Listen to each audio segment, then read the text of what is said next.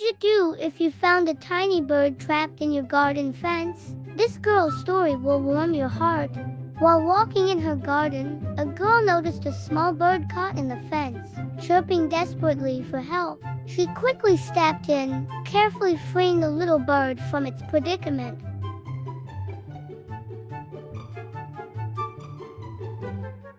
Instead of flying away, the bird seemed to trust her completely. She decided to take the bird in, giving it water and some food to regain its strength.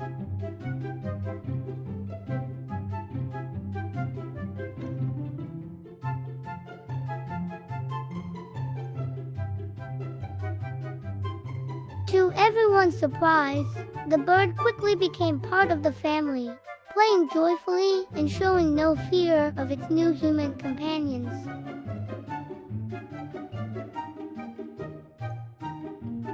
We hope this little bird enjoys a bright and happy life in its newfound home. Thank you for watching, and don't forget to like this heartwarming video.